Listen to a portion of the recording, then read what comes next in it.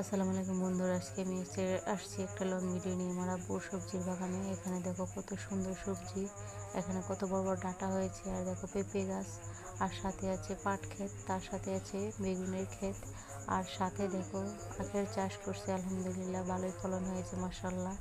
আর এখানে দেখো প্রত্যেকটা বেগুন গাছে এরকম সুন্দর সুন্দর বেগুন ধরছে মাশাআল্লাহ মাশাআল্লাহ। আমার আব্বু একজন চাষি, এটা আমি গর্ব করে বলি আমি একজন চাষার মেয়ে। আমার আব্বু জমিতে চাষবাস করে আর তাতে আমাদের সংসার চলে আলহামদুলিল্লাহ।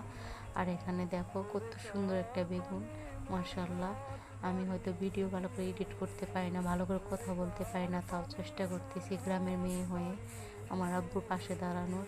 সবাই আমার আইডিটা একটু ফলো করো, সাবস্ক্রাইব করো, আর লাইক কমেন্ট করো।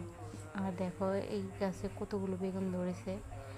আর এই গাছটা কেন জানি এমন শুকিয়ে গেছে, হয়তো আমার আব্বুর চোখে পড়েনি, গাছটা কেন জানি এমন হয়ে গেল। মাশাআল্লাহ ভালোই ফলন হয়েছে আমাদের চাষবাস। আর এখানে দেখো আমার আব্বু করলা গাছ লাগিয়েছিল, সেখানে করলা ধরছে বাট ছোট ছোট অবস্থায় পচে যাচ্ছে, নষ্ট হয়ে যাচ্ছে, খাওয়া যাচ্ছে না।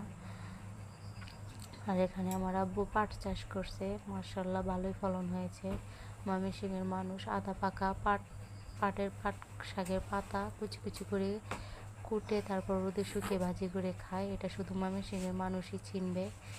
মাশাআল্লাহ ভালোই লাগতেছে, অনেক সুন্দর লাগতেছে ভিউটা। আর দেখো কত বড় বড় পাতা হয়েছে মাশাআল্লাহ।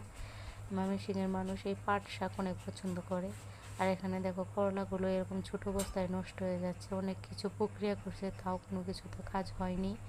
আর এখানে আমার আব্বু কাজ করার পর কোদালটা রেখে গেছে, এটা আমি নিয়ে যাব, নয়তো আমার আব্বুকে আবার আসতে হবে। মাশাআল্লাহ আলহামদুলিল্লাহ, এটা আমাদের গ্রাম, আকাশটা হালকা মেঘলা হয়ে আছে তাই কালো কালো লাগছে। আর আমি আমার আব্বুর পাশে সব সময় থাকি, সবজি খেতে একটু একটু হেল্প করি। আর এখানে দেখো প্রচুর কচু গাছ, এখানে কেবলই আমি লতা কুড়িয়েছি, আমার আম্মু বাড়িতে নিয়ে গেছে। গ্রামের মানুষ ঘর থেকে বাইর হলেই তাদের রিজিক আল্লাহ নিজে হাতে জোগাড় করে দেয়। আর এখানে আমার আম্মু মিষ্টি কুমড়ো গাছ লাগিয়েছিল, বাট এরকম জালি জালি মিষ্টি কুমড়া হচ্ছে, তারপর এরকম নষ্ট হয়ে যাচ্ছে, পচে যাচ্ছে, কিছুতেই কোনো কিছুতেই হচ্ছে না।